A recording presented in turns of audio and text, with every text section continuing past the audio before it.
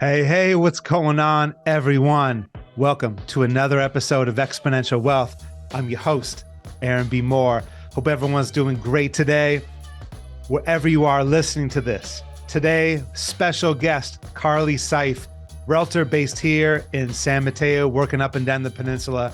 So excited to share all of Carly's knowledge with you today.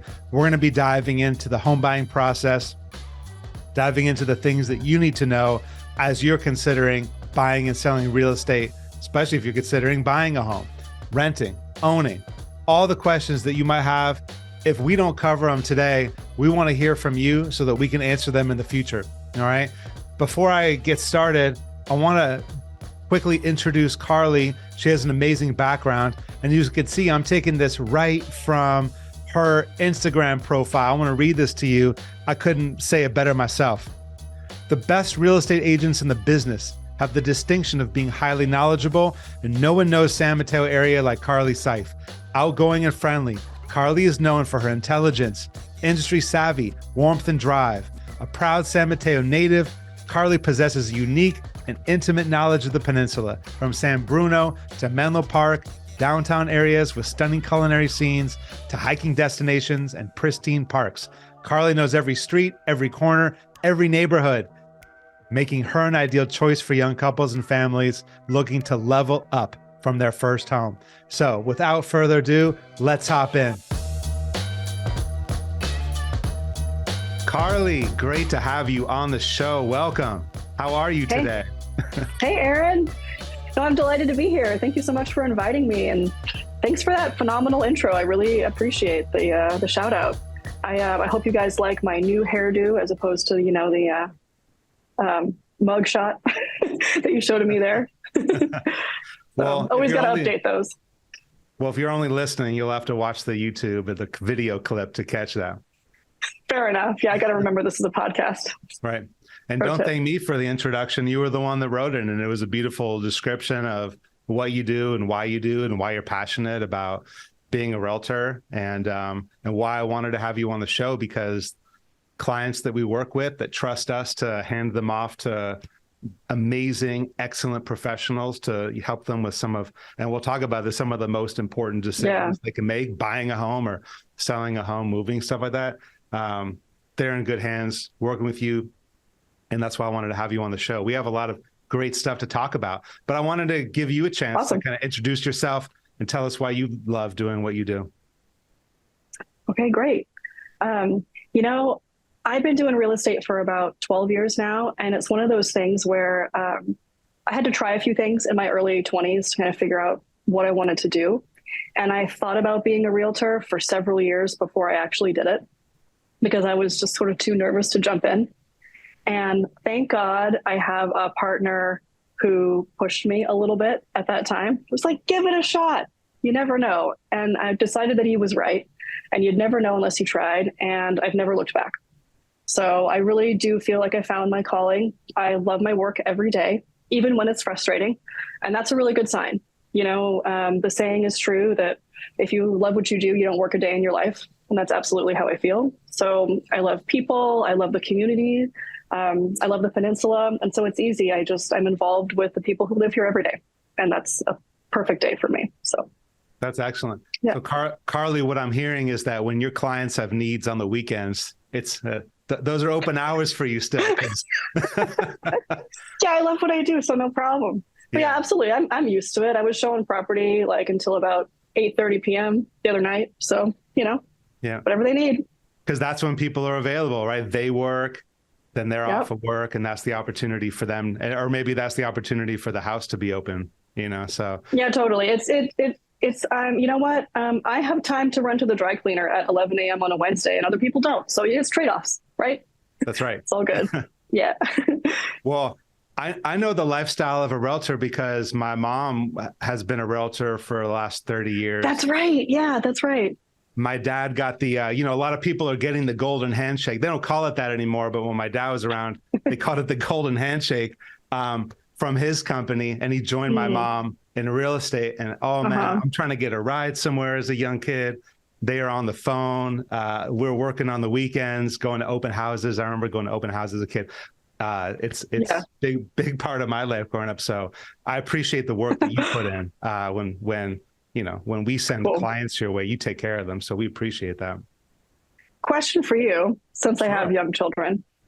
You seem like you have a really good perspective on it now, but did it drive you crazy when you were a kid that your parents are working all these random hours and on the phone during dinner or whatever? It kind of did, but I think that I respected it, and it's just what it was, Like I didn't challenge them. But yeah, when I'm trying to get a ride or I'm trying to get picked up, this is before a cell phone. So now Sure. you could be in a meeting, you probably have much less friction. But back then it was the landline.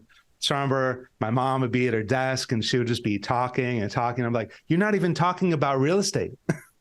You're talking about, your children, your which is the best type of conversations that you want to have with clients. Yeah. But you closed the deal already and I got to get somewhere and you're still yapping with so-and-so client.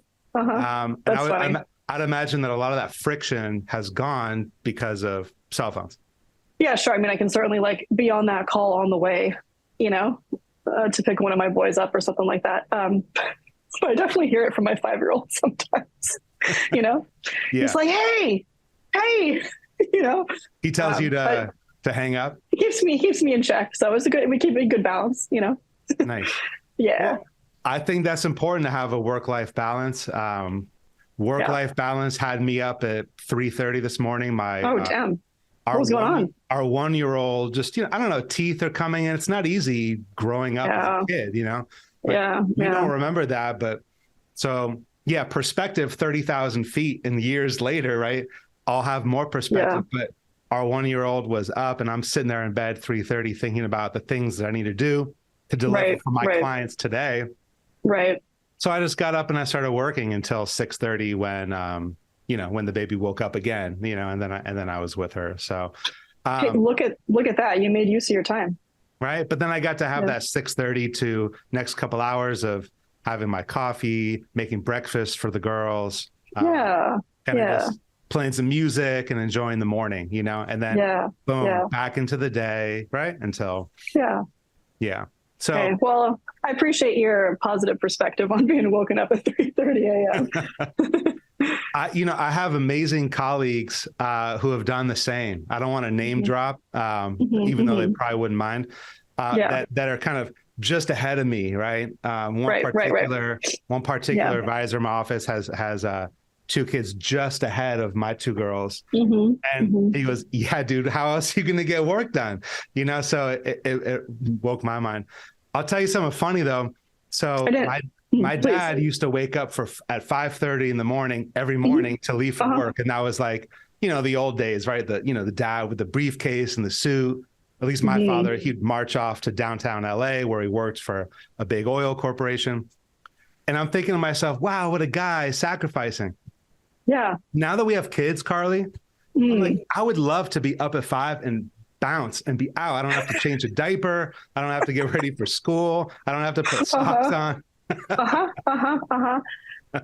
I hear you. I had that thought the other night when I was showing property that I was out late, but my husband was doing bedtime and I wasn't. Yeah. You know what I mean? So I was like, I love my kids actually, and I miss it when I don't do it. But, it is actually a break, and it provides that balance of you need it. I didn't know this was a parenting podcast, but I like this little sidebar we've had that it does provide a good balance to have your adult professional life and your home life with your kids. And it's great if you can maximize both. But it reminds you, I think it's a good reminder of the joy you have at home when you're at work, when you miss it. And then when you're with the kids and you're thinking about work, you just can kind of remind yourself that that's just because you're a committed professional and that's okay. And you'll get to it. You'll get to it. It'll be okay. So it's better to have the both, I think. I'll take the sidebar conversation, Carly, because I think that since March of 2020, I think a lot of us have been thrown a loop, especially. Yeah. Our first was born right in March. That's right. Yeah. But everyone's working from home now, or a lot of people are working from home. A lot of service people, God bless teachers, service workers, people that, where the rubber meets the road, we have to do that work. God bless them, because all of us are sitting in our PJs doing work from our laptop and our cell phones, like we're talking about. But so I think home and work blended for realtors. I mean, we're talking about that growing up. That was clear that is no boundaries. And I think for financial advisors, that was more so. I think, before there was more delineation. Here's office hours. If I'm going to meet with a client, it's going to be, between 9 and 5 for the most part. Maybe there's an after hours meeting. But now, we're communicating. Obviously, most meetings are with Zoom. A lot of new clients in the last year or so. I haven't even met them in person. I have clients in San Mateo, Carly, that are like, oh, we'll come in the office. We'll see your office. We'll get to meet you in person. Last minute, they're like, you know what? We have work. It's like, it's 5 minutes in the car. Who wants to sit in the car? Let's just do Zoom. So, I Zoom with people from my own office, also and local clients all the time, because in the end, it does save you like maybe that half an hour round trip, right? And everyone's trying to be efficient and nimble with their time and maximize, right? So I get it. It's provided actually a level of efficiency to our lives that I really appreciate. I've listened to some, like Freakonomics has podcasts on this kind of topics, and I listened to one about, they talked about the actual efficiency studies they did somewhere in Asia. I don't remember which country, but it was like, was working from home actually generating more productivity from the workers? And in certain of their studies, it absolutely was. It was interesting. Right. So anyway, we're dedicated to our professions. We want to do a good job, and I'm sure people are concerned about their jobs. I mean, you look at how many layoffs are happening right now. So I think added more work hours. It's like the whole promise of technology creating efficiencies that reduce work hours, but it actually just allows us to work longer. That's true. You just can't take the human out of it. If that's not a beacon call to do something, like you mentioned, do something that you're passionate about and that you love, which is why you're on this podcast with me, which is why we're doing this. Okay. Let's jump in. So I hope everyone appreciated that conversation. Got to know Carly and I a little bit more from that. But I think people are listening to this because they want to know I don't know about secrets, all those top 5 things you need to know about. This isn't headline grabbing stuff. This is actually tactical, professional. We do this every day. This is how we do these things. This isn't a flash in the pan tip and trick that you can use. This is how we work with people to make sure that, they get these deals done. So let's jump in. Clients of mine, we talk about the home buying process. They want to buy a home. Later in the call, we'll talk about renting versus owning. Sure. Okay. But they ask, I don't even know the first place to start with buying a home. So Carly, I couldn't think of a better person to kind of launch that conversation for our listeners than you. So how does this home buying process begin? Sure. So I'm fortunate to hear from a lot of people when they're at the beginning, right, of that journey. So fortunately, in our area, I think we have a lot of really well-educated and informed, population, right, who think to reach out to a professional to get started, right? So, and the answer to that question is it doesn't have to be a realtor.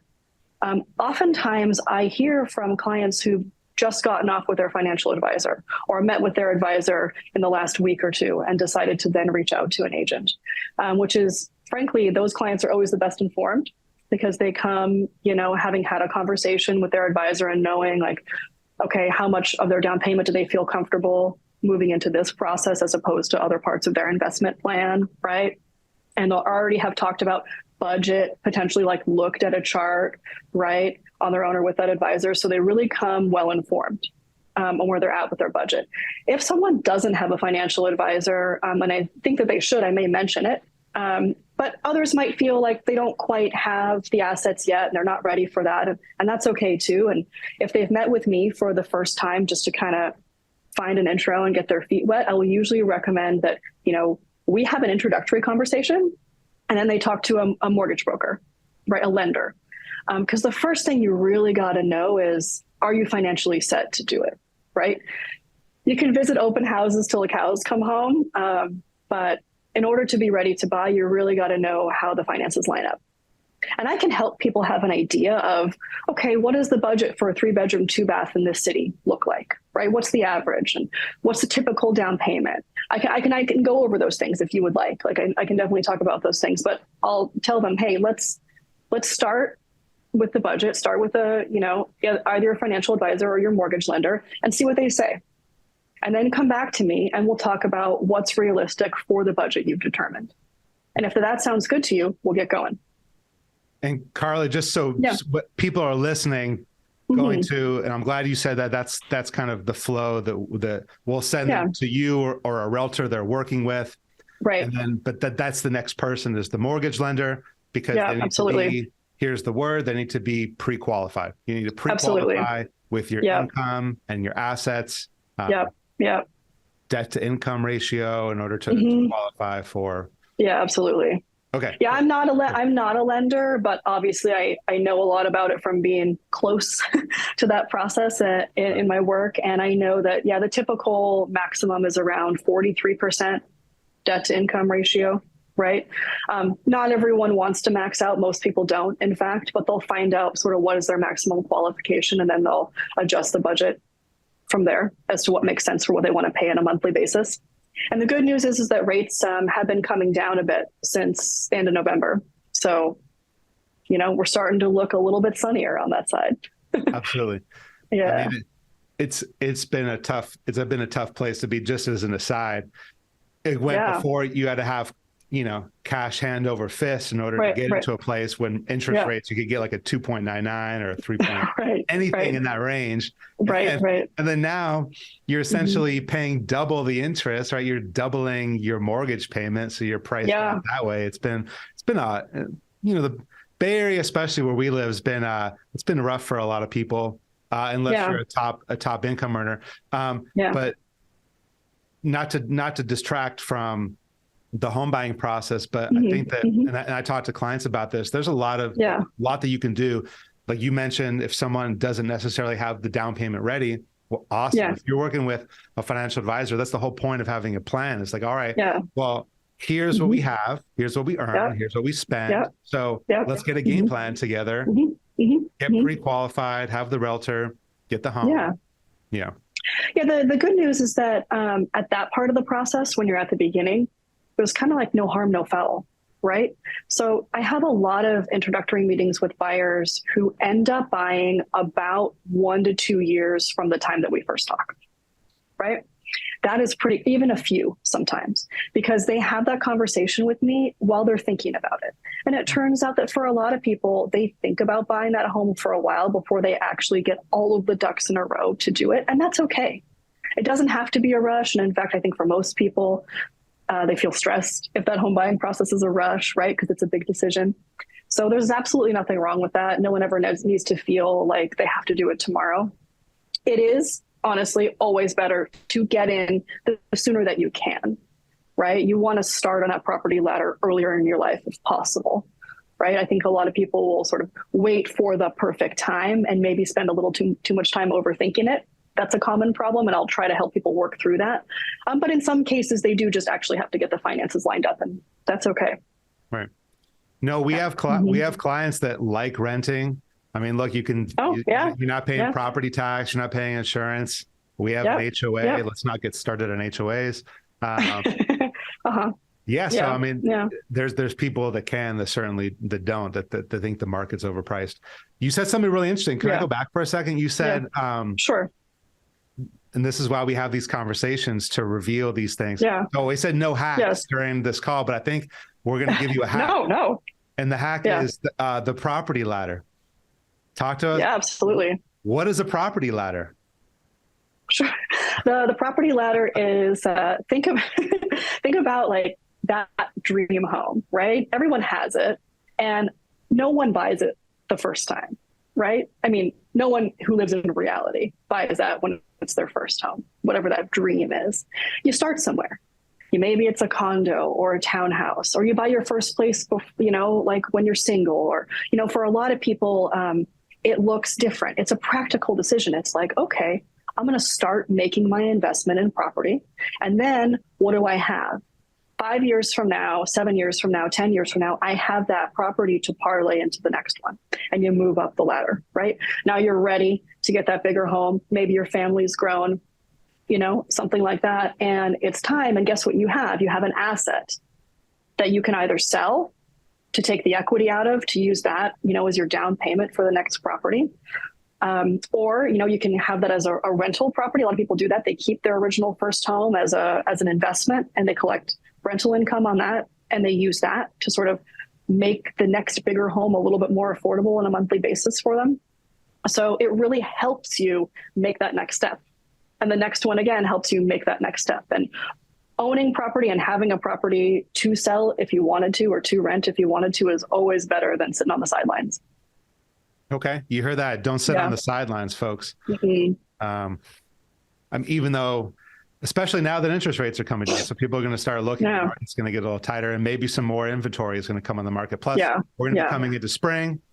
More inventory comes in the spring. Okay. Yeah. I meet a lot of folks who tell me that they wish they'd bought. Oh, I wish I'd bought when. Oh, about that house. Oh, I wasn't ready. Oh, I thought about this one, right? So common. Almost everyone that I talk to wishes they'd done it sooner. Guaranteed. Yeah. Even the next step, even the move up to the next home, people wish they'd done it sooner. So I always encourage everyone to get off the fence. And sometimes what they need to get off the fence is just a little bit more intel, a little bit more education, so they can feel comfortable stepping in. And that's where I come in. Right. Yeah, definitely.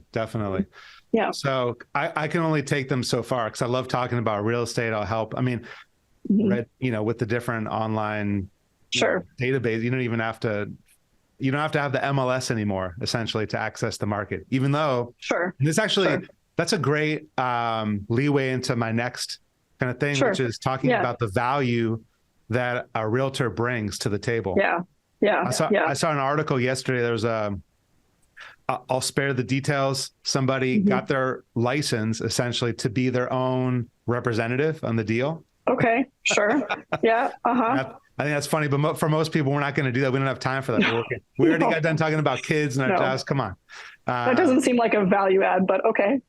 So it used to be the MLS having access to the homes on the market. That was, my parents' time, let's say. Sure. The game's changed. There's Saturday Night Live skits where people are scrolling the sites, looking at homes and dreaming about inside,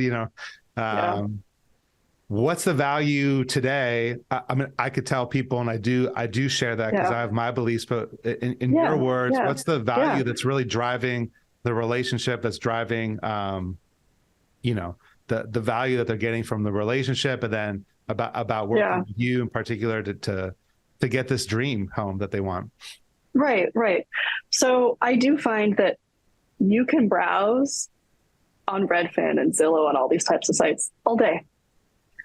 But are you really going to make that step? Are you going to jump in off the sidelines by just looking at homes online all day?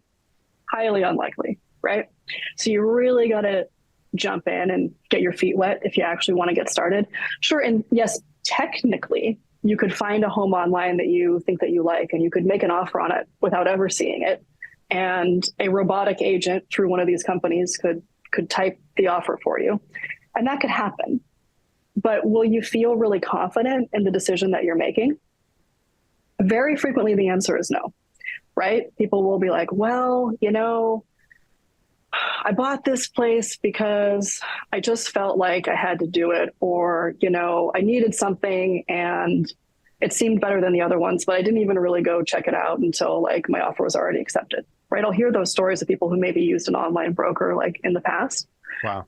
And typically I can tell that even if it ended up being okay, which sometimes it does, they didn't feel good about it at the time. They had a lot of question marks in their mind.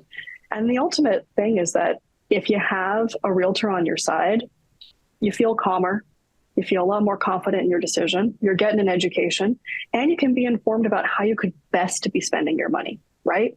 Because I can talk to clients about this street is great, but this one's even better, right? Or I know there's a lot of value in this pocket, right? So if you're targeting this neighborhood anyway, like, let's see if we can't find something over here. Or someone will like a house and I'll come to it and I'll go like, yeah, this checks a lot of boxes, but I'm seeing that, most of the other homes in this neighborhood have a lot of character and this one doesn't. So it's okay if you want to buy it, but let's make sure you don't overpay, right? So there's that education and there's also that protection, right? So I'm looking out to make sure that my clients make the best possible decision, make the most possible out of their budget, because everybody has a budget. It's totally fine to want a home that you can't afford, because literally everyone does, right? Everyone who has $1 million budget wants a $2 million house. Everyone who has a $2 million budget wants a $2.8 million house. Everyone who has a $5 million budget wants a $10 million house. Guess what? Even the people with a lot of money want more money, right? So it doesn't end. And but what you want to do is really maximize what you can achieve for yourself out of it, right? For some people, that's the location.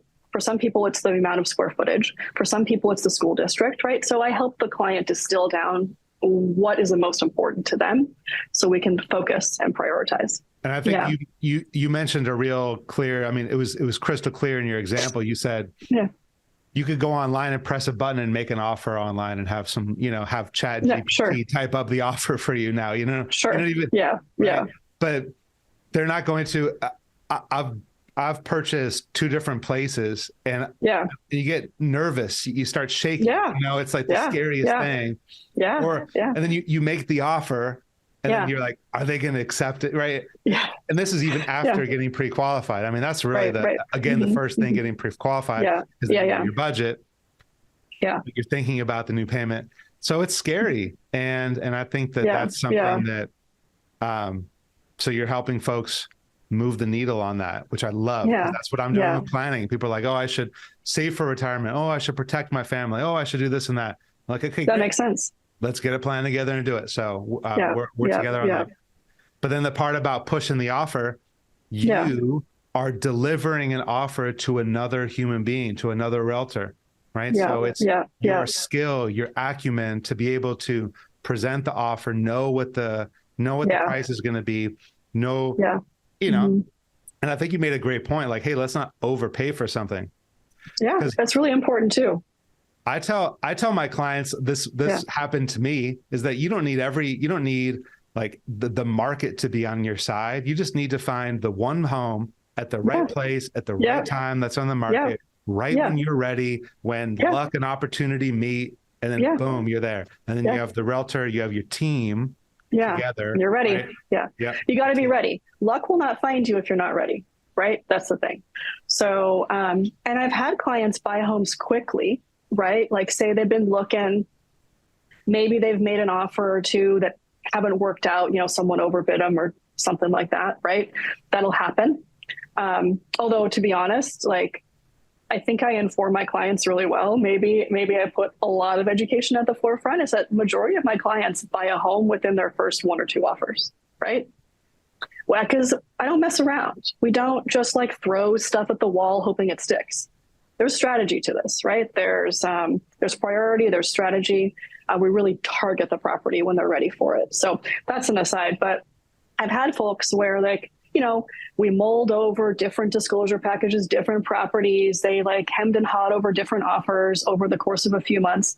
Then they see a house on Sunday afternoon and they're like, Carly, we love this one. And I'm like, great. And then I call the other agent and he's like, damn, Carly, love to work with you. Guess what? I already have an offer. And so guess what we do? We write an offer right now, Right. That has happened. I've sold homes to people within less than 24 hours of them seeing it several times over the years, because it was that was the one, it was the right time, things aligned. And the good news is they didn't have to overthink it. They didn't have the luxury of time to overthink it. Right. So, it worked out, and actually it works out. Sorry, I got a phone call coming in on my computer. I apologize being distracted for a second, but it can actually work out great. And at the end of the day, it was like a gut feeling. You go for it. You don't have time to overanalyze. Carly, I mean, we're recording this during work hours. So if you have a client that needs you, we understand if you got to run. No, it's all good. It's all good. Okay. I'll get back to them. Yeah. Thank you though. That's great, man. I love this stuff. I hope people listening love this stuff. It gets me excited. And I hope that, I mean, we gotta have faith. You gotta have patience. You said people meet with you, and that's how it was for us. Yeah. My wife and I saw the place. Actually, it was across the street from my old office. Oh yeah. I saw the place, not the exact place, but like essentially the place in this, in this unit. Yeah. Yeah. Out of my price range at that point. Come back a year later, we have a kid. Incomes are a little different. The market's a little different. Interest rates were lower. And it was like during COVID, it was just like the perfect storm. Right. I want people that don't own. We work with clients, like our clients that are going to listen to this. So I want them to know. I want you to know, if you're listening, that this can be yours. Faith that the right home will appear. Patience for that right place. And then having your team in place, your financial advisor. We talked about that. The realtor and the lender. There's a whole lot more complexity, and we can have a follow-up call. In fact, I want to do more kind of stuff in terms of the education process, because people can just listen to it and then be like, all right, cool. Here's what I need to do. Boom. These are my instructions for getting in place. But I'm encouraged that if through faith, patience, hard work, discipline, all those things, that you could buy a home. Oh, absolutely. I want to have that actually go into the next kind of point. Sure.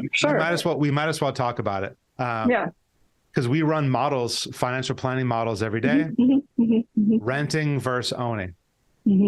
So there's what it looks like on paper, on spreadsheet, and then there's what it actually is to own a place. So what do you see as the pros and cons to renting and owning?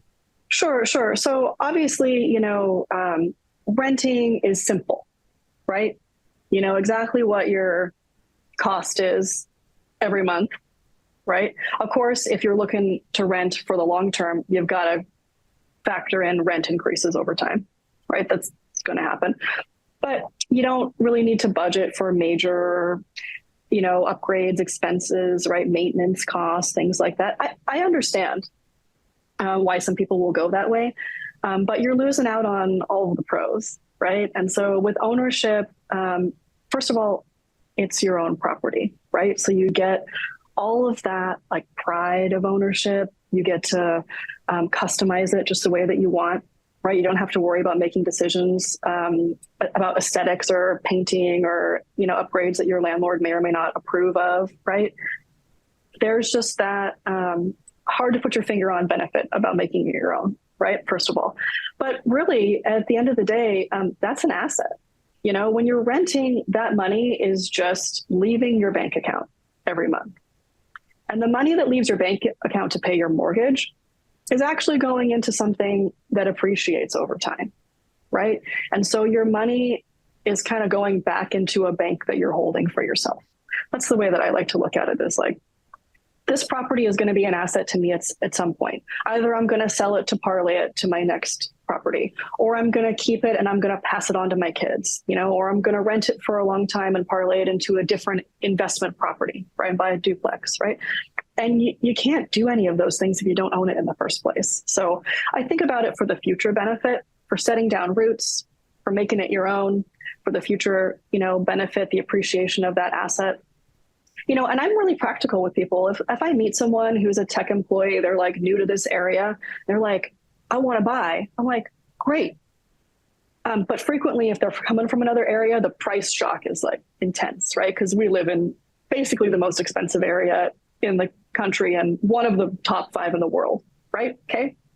So they might quickly find that technically on a monthly payment basis, it is slightly less expensive to get what they want by renting, right? It just could be the case, right? It's not uncommon. And they'll look at me and go like, well, I mean, what's up with that? Like, what should I do? And I'll honestly say to them, if you see yourself in the Bay Area and you want to be here long term, if you see this as like a, more than 5-year prospect for you, do it, buy, right? But if you don't know and you might take another job in Atlanta or Austin next year, I mean, honestly, that person could be better off renting. And I'm not always here to just be like, I got to make the sale. I got to make the sale. I need to advise the client, because turns out that that client might appreciate my honesty and transparency with them about what's best for them. And then even if they move to Austin, they might remember their other friend who worked at the same tech company does need to buy, and they give them my name, right? So it's okay with me if people want to go through those motions and decide to move on to something else. That's all right. That's a win too, is I've helped them progress and make that decision, right? So I love that, Carl. I appreciate that. And I know that's why, I feel comfortable sharing. Like I tell my clients this, we're here to serve. And so, yeah, absolutely. And we're here to educate, and if we want to do business together, that's awesome. Fantastic. But it has to be a good fit for both of us. Exactly. You hit the nail on the head, Aaron. That's amazing. I'm glad to hear you feel the same way. Yeah. I mean, come on. I'm not surprised. I know you, but totally. Yeah. A couple points I want to make to really drive the rental and owning home. We haven't mentioned these yet. Yeah. Renting. The owner could ask you to leave. Yeah, they absolutely can. It's inconvenient, right? There's an inconvenience factor for sure. You want to paint or make upgrades to the place that you're not necessarily going to be living in 2 to 5 years from now. Yep. I went through a series of places I was living at. I felt very insecure in terms of like finding a place that fit into my budget. I was a teacher at that time, so I didn't have quite the ability to pay. Yeah. But that doesn't matter. How I felt matters, and when you rent, right. You call it a pride of ownership, but there's a sense of, at peace, being at peace with I own this 20% of this place, or I own you pay the mortgage. This place. No one can take it away from you. Yeah. My first place, I only put 3% down. Right. I used a loan from the city for the other 17%. Yeah. I think it was a good decision to sell it. Yeah. Because you talked about appreciation, which is the next point I want to bring up. Yeah, sure. I only got 3% of the appreciation. So long term. Oh, and then the city set the sale price. Yeah. So it was artificially deflated. They set. Oh, was it one of those like below market rate units? Yeah. Oh, yeah. Below. This is in Santa Cruz County. Got a below. Okay. This place was gorgeous. It was on a corner of a slough. Yeah. It's funny. I'm on a slough here now too in San Mateo. Corner unit. These gorgeous, huge windows. Yeah. It was just. It was beautiful, and it was such a great experience. Which is why I'm a promoter. Moving from renting, even though it's at the beginning, it's more expensive. Everything's more expensive at the beginning. And as we get older, things ease up. If you have the same mortgage payment, 20 years from now, it's going to be the same mortgage payment. So, right. You have to think about that. If you have a 30-year fix, right? In terms of the mortgage. True. I will make a quick aside about that, which is to let people know that in the current marketplace, with rates having gone up from where they were, a year or two ago, it's actually pretty common for people to be doing something called rate buy downs, which is, artificially decreasing the rate for 1, 2, or 3 years from the purchase. So I'm just to mention that I know that is possible, and a lot of the lenders I work with are doing that. And sometimes, frankly, you can get the seller to kick in for it, right? And that helps people make their plans, right? Of like, okay, I know I can get this rate, which reduces my payment for the next 3 years. And then by that point, I'll probably have had a chance to refi anyways, right? So that's been helping a lot, actually, in the higher rate marketplace. Just a random tip. I wonder if that person I read about in the paper, that just passed the Realtor exam knows that. Yeah. So what were they thinking? They were going to save themselves a lot of money by doing this, or what was the? I hope it parlays into them being a realtor, right? And like helping others, and maybe they want to start That's true. Hey, here's how to. Like, there's probably a market for. At the time I was a teacher, there's probably a market for. Hey, here's if you're a teacher or you work for the state of California or the city government. Yeah. Here is how you get into a home with 3% down. Right. That's a whole other podcast episode. So, yes. God bless those people. I want to mention, I don't know why I've said that so much. We talked about religion before. That's why I said so many God references. All right. We're agnostic here. We're universal religions. Yes. Okay. Yes. The religion of humanity. Yeah, I love that. The religion of humanity. It's perfect. The benefit, we talked about the pride of ownership, not having a landlord, so that kind of thing. That's the benefit of owning. And then building equity in the home, having ability to upgrade to that next property. Yep. You have more kids and you need more rooms. What's the other side of this? When you make money in an investment account or a retirement account, well, different in a retirement account. I'll leave that alone. In an investment account, non-retirement, capital gains when you make money. Real estate, right? You know this. Let's have it out. When you are single, you have a $250,000 exclusion so long as you've lived in the house more than 2 years as your primary residence. Yep. If you're married, you can have your property can increase by $500,000. You pay a big whopping zero in capital gains tax. Tax-free on that $500K. It's great. So in terms of long-term strategy, it's kind of hard to beat that tax treatment. That's true. That tax treatment is super helpful. I have heard some people, some mutterings about I'm sure there's always lobbyists trying to get that same treatment for investment properties. Right now they have the 1031 exchange, which is a little bit different. And that's also a whole nother podcast episode, but we'll see. That remains to be seen as whether or not. Not my podcast. We don't talk about those things on my podcast. Anyways, you're totally right. If compliance is listening, we don't talk about those things. But what I was going to say is that you're totally right, Aaron. That's you don't get that long-term capital gains like tax-free benefit with other types of investments, right? As you do with your primary residence. So that's an excellent benefit. What some people don't think about when they do that initial calculation too about, have I made too much or am I going to have to pay taxes? Is you start where you've sold it. And not only do you subtract what you paid for it, but you subtract everything you've put into that property, right? If you've ever done any renovations, painting, landscaping, right? I mean, paving the driveway, anything.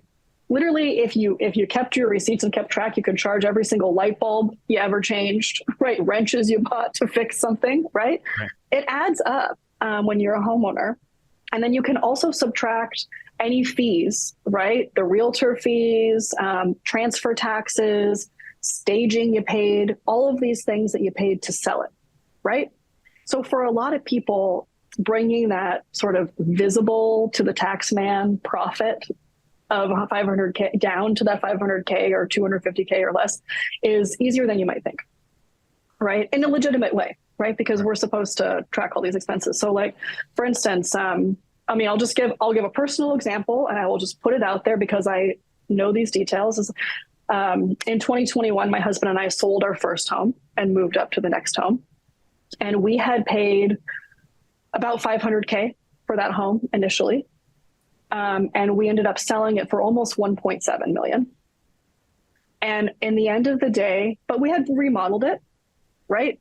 We had put a lot into renovations. Part of the reason it sold so high is I think it was pretty nice in the end.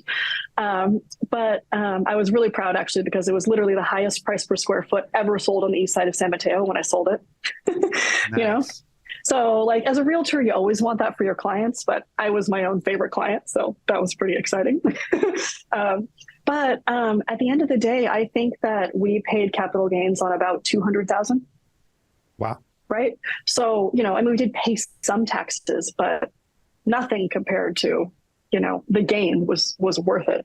Wow, you were able to deduct that much. That's amazing. So that's really, long term putting money in. Yeah. I love that story. Yeah. I love that story, Carly. Mm-hmm. So I'd actually let's have that go into our last point, and then we'll say goodbye. We can't be here forever. Yeah. As much as I'd love to, I'd spend all day with you, Aaron. Yeah, same. So, and our clients too, right? Like I gotta tell my clients like, hey, we're done with the business. We've been chatting. Okay, great. Let's hang out. Yeah. I love my clients. That's why we do what we do. We just, it's so great. Yeah. This great story that you just shared, it was about your own property. I'm sure you have a client story that is really fantastic, that you might want to share with us. Yeah. And then maybe a horror story of something that went horribly wrong, just for fun. Just for fun. Just for fun.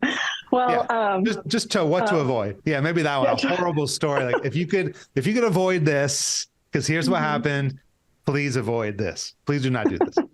Please do not do this.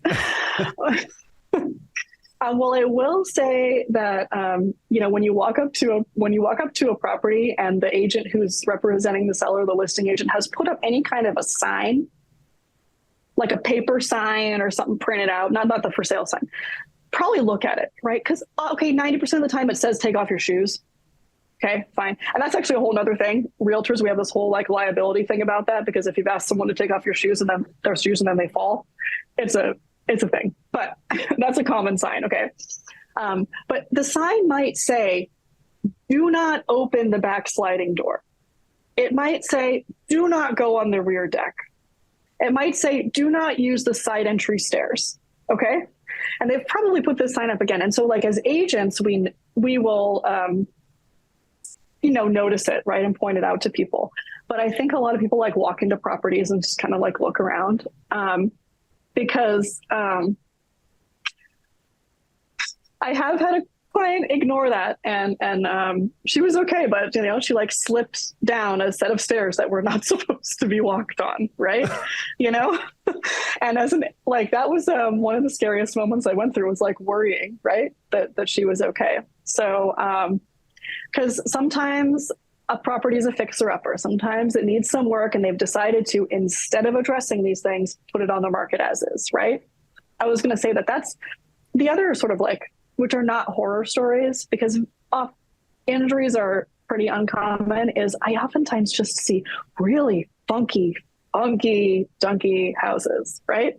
I mean, it's stinky to high heaven, right? Like they had 15 cigarettes cats. or pets or something, cats. Yeah, like that they smoked in there for 35 years and had 15 dogs, right? I mean, like you wonder how it could possibly smell that way. I see that. I've seen a home where it looked like you might just be able to just like push it over because it was so cracked. Like it was like cracked along the outside, gaps this wide, cracked along the inside, cracked up the chimney, like walls heaving apart.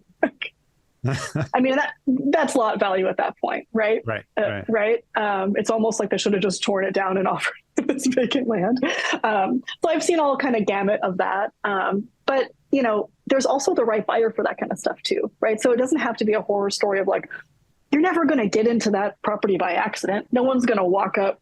I'm never going to let someone buy the dog pee house or the cracked to high heaven house unless they were looking to, tear it down, gut it, bring it down to the studs, redo a thing. And that's what you want?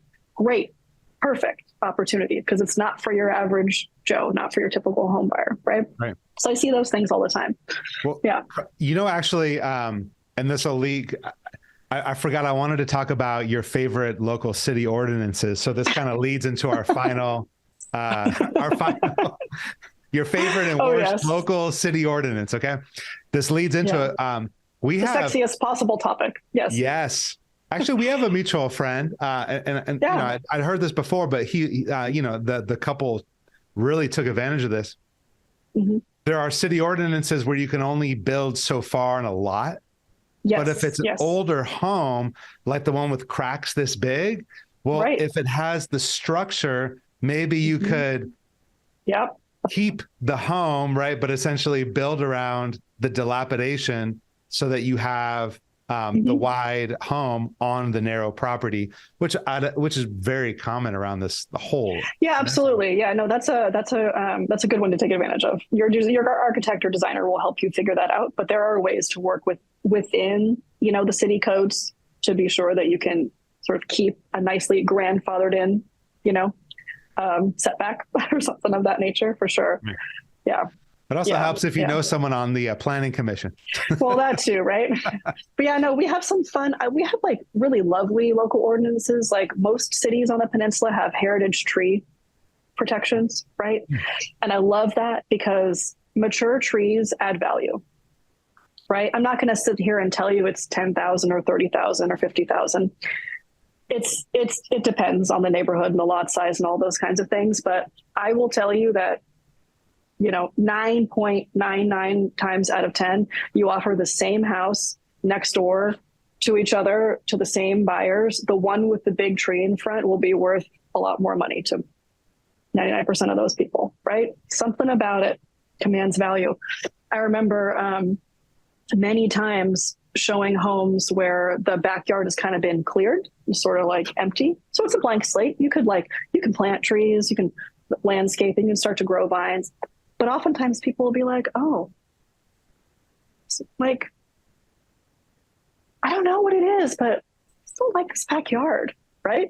They'll have that, like, can't quite put their finger on it. And I'll be like, I'm trying to be encouraging. Like, it's a blank slate. You can make your own landscaping. But if your backyard is lush and full of trees, like, that's the ticket. So instant value. Well, that's instant value. So I love those protections. Yeah. Awesome. What's an annoying one? Well, as a realtor, I don't love the fact that most cities at this point make you test your sewer lateral line before you sell. Okay. Because all of our old sewer lateral lines have all these like tree roots in them and broken down clay pipes and all this stuff. So very frequently, if you're planning to sell your property, you're going to have to repair or replace that, because we have all these older properties here, right? And then there's some fun ones where, like, a couple of cities, I won't name it because I won't call it out as like a bad city, but there's a particular city around here that tacks on to that one that when you get your, certificate for your sewer lateral being cleared, they're going to have to come inside the house and make sure you got smoke detectors up. Mm-hmm. Okay, sure. Right. But what that actually means is they want to come inside the house and see if they see anything else that they think is not permitted. Right. So in that particular city, it's really common to all of a sudden get called out for, like, oh, don't know if that addition was permitted. Don't know if that, wall removal or that deck. And so there's a lot of sellers in that city doing a lot of extra work to put their homes on the market. I'll just say.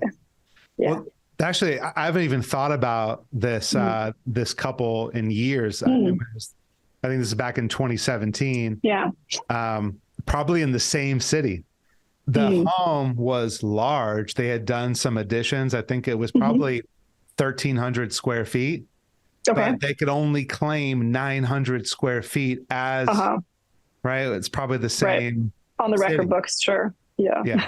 Yeah. Yeah. And I go, that is so, Yeah. I go, yeah, because they never, never approved it, or they came back. Yeah. They bought the home. This is years ago too. Mm-hmm. But then somebody from the city comes out, analyzes the place, and says, nope, not 1,300, 900. I mean, that takes your value down significantly if you're trying to.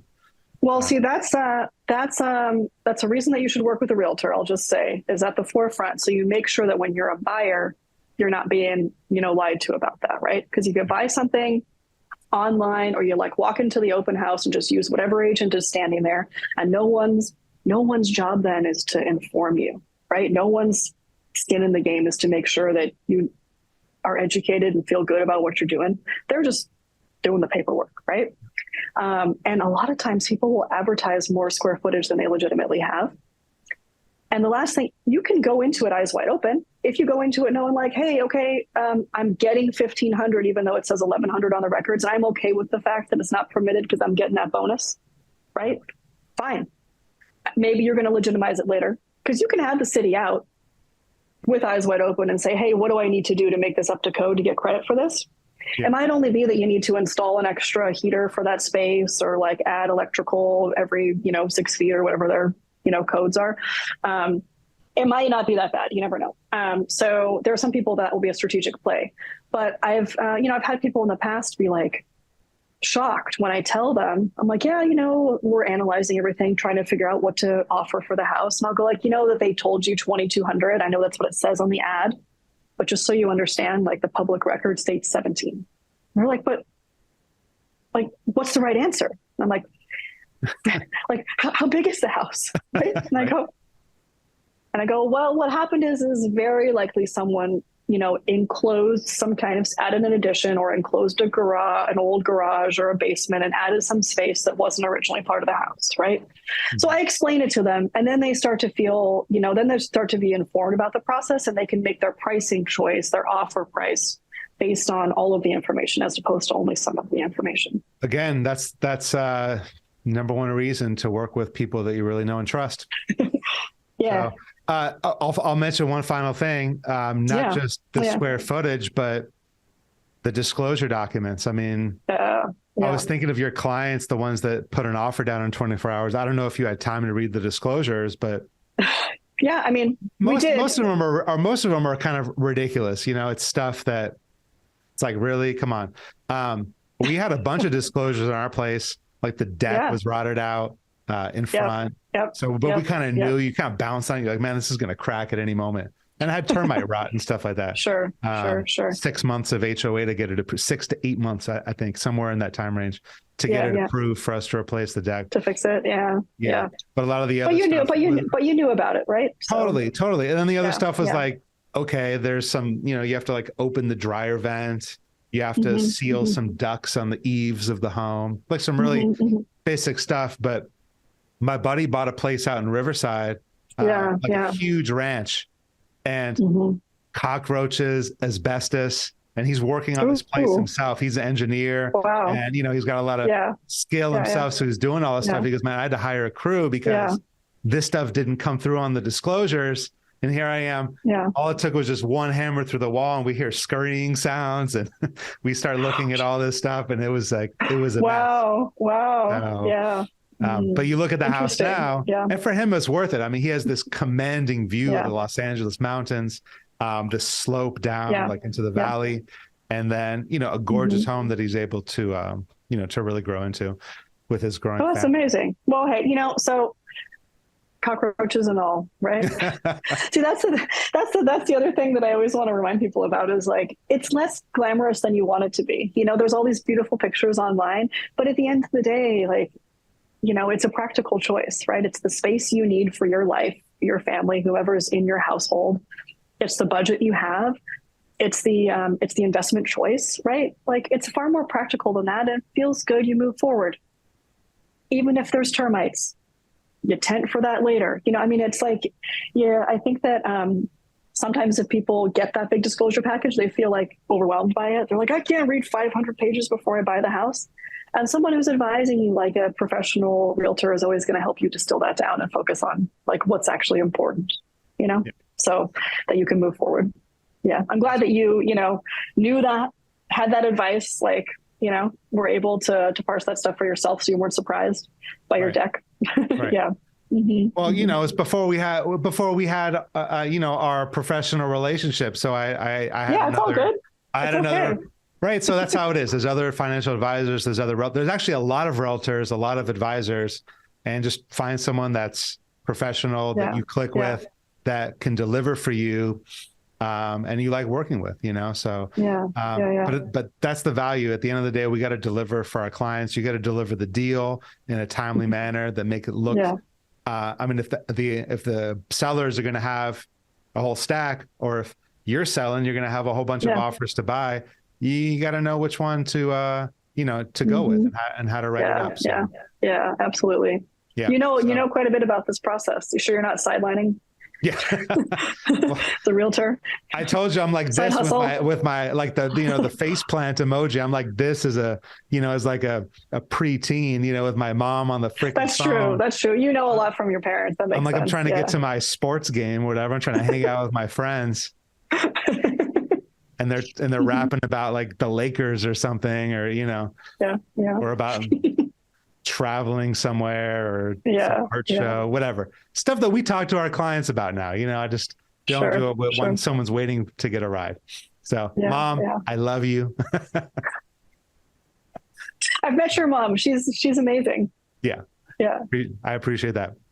Well, cool, Carly. Hey, listen, people want to get a hold of you. They'll know how to get a hold of me, because I'm putting this out and everything. Yeah. What's the best way to get a hold of you, and kind of what's like the first touch point that you have with clients in terms of setting up? Sure, sure. Well, you can always visit my website, carlyseiff.com. So CARLYSEIFF.com. Or you can call or text me. But I mean, if you Google me, my number will be right there. And that's my direct line. It's not an office line. It goes direct to my cell. I gave up on having that forward to me from my office because guess what? My office is wherever I am, right? So, and frequently the first thing is actually a phone, like a 15-minute phone call or a 15 or 20-minute Zoom, just kind of like a get to know you, right? I get to hear where they're at. Mostly I listen. I've talked a lot on this podcast, but on those kind of meetings, I mostly want to hear, like, what does the client need? Where are they at? What are they looking for, right? And I can help them decide if they're ready for the next step. And then from there, we get pre-approved, set the budget, start looking at houses. Nice. So, yeah. Start looking at houses. Oh, yeah. And then don't be afraid. I'll say this for you, Carly. Don't be afraid to reach out to Carly, even if you're not ready to buy. Yeah, absolutely.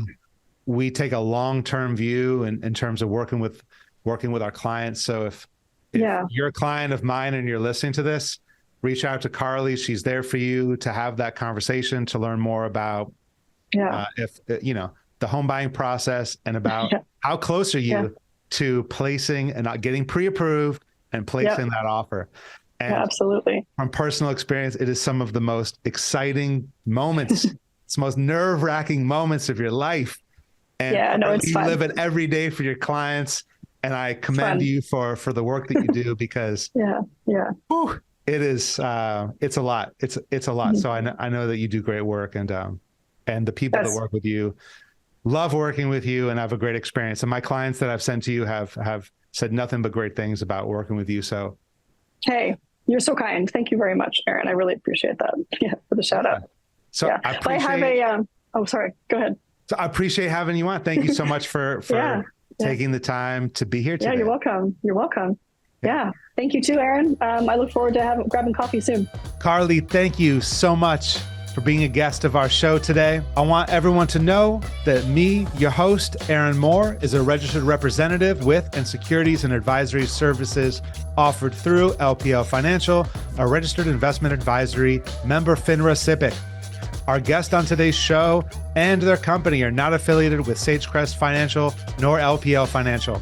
The opinions voiced in this show are for general information only and are not to be intended to provide specific advice or recommendations for any individual. The information is not intended to be a substitute for individualized financial, tax, or legal advice. Please consult your financial, tax, or legal advisor regarding your specific situation, and especially reach out to a realtor who is licensed in the state of California. Reach out to your financial advisor who can help you through the process. And I wish you the best of luck. Thank you so much for listening, and we will catch you the next episode. Take care.